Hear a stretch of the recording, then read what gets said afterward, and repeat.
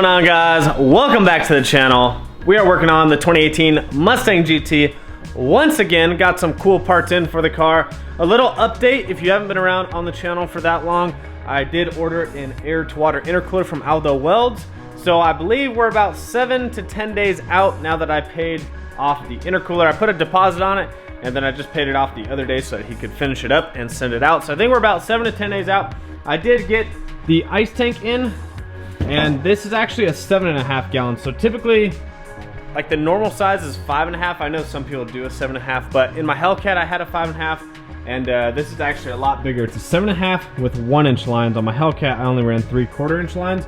So hopefully this will really help cool the Mustang down, and it actually fits perfectly in the trunk. They do make like a half circle version that fits within the well of the trunk, but this one actually fits in there well also. It just fits right in there. It's nice and flat in there. It doesn't stick up or anything, but I don't really have anything in the trunk, so it just fits and sits perfectly in there. Anyways, today what we are going to be installing is some Bmr Drag Spring. So I'm sure at some point I will switch to a full-on coilover. However, with the car being where it's at and these springs only being, you know, under $300, they're pretty inexpensive. I want to say they're like $220 to $240, and actually pretty cool, I have a discount code now.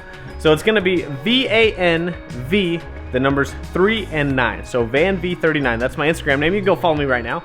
But I am now working with Bmr Suspension, so you can use my code and save some money on some parts. If you guys want some Bmr parts, they do make parts for everything, such as Hellcats, Camaros, Corvettes, Mustangs, pretty much anything you can think of, they make suspension parts for. So we are installing some Bmr Drag Springs. What this is going to help us do is going to help us transfer some weight. So this will help let the front end lift a little bit, and it's going to help push the rear down. So with IRS suspension, you want the front to lift a little, allow the weight to transfer to the back, but then you want the weight to push the wheels down. So a lot of people think it's cool doing wheelies, which it is.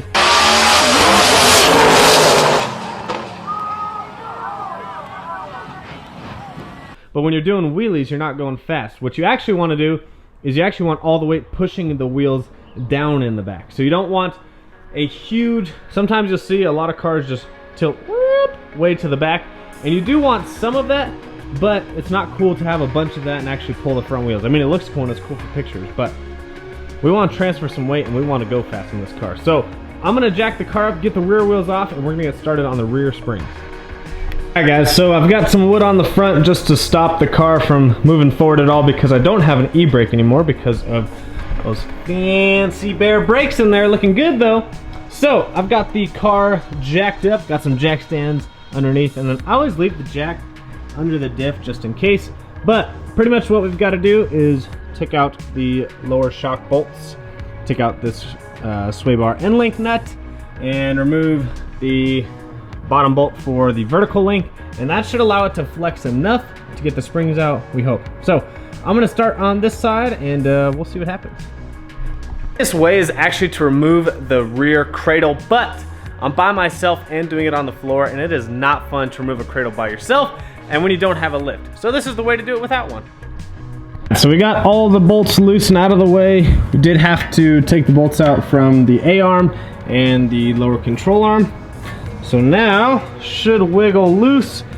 We're gonna shake her and see if she falls out. Are the rear springs next to each other? Check out that glove action though. So this is the stock one, and unfortunately I'm a big weight guy, and now yes, these springs are heavier, but if you're hooking up, you know, I'll take getting traction over a few pounds. So we're gonna get these in, and then we'll get onto the driver's side. So there you have it, Bmr Drag Spring on the rear passenger side. Now we need to get to the driver's side. Obviously, you want to make sure you torque everything down, which I'm pretty sure in these handy dandy directions they tell you. That's for the front. Just want to give you guys the accurate torque, so you can't blame me. So for lower shock bolts, 35 foot-pounds, lower vertical link bolt, 129 foot-pounds, rear inner lower control arm bolts, 184, front inner lower control arm bolts, 166, outer lower control arm bolts, 233 foot-pounds. You're gonna need some torque on that one, boy. So that is the passenger side. We'll get going on the driver's side.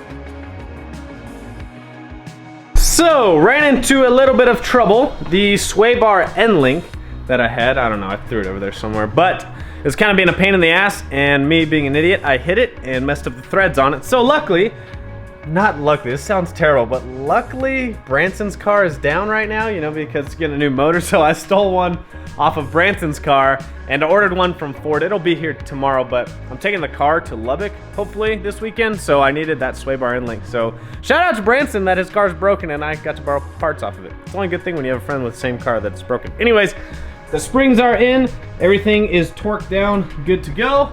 I'm about to take it off the jack stands here in just a second, and I don't think I'm gonna attack the front quite yet, and the only reason why is because, like I said, I'm going to Lubbock tomorrow. Shit, kicking stuff.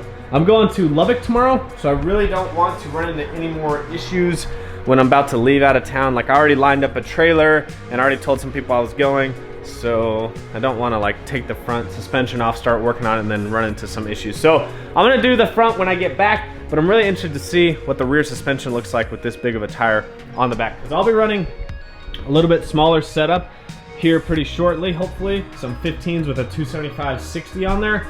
So it'll definitely be a shorter tire. This is a little bit taller. Obviously it's a 305 on a 17, but that was always the goal. So hopefully these springs in the back will work with this tire for the meantime until we get some 15s. But we're gonna get this off the jack stands and see what it looks like.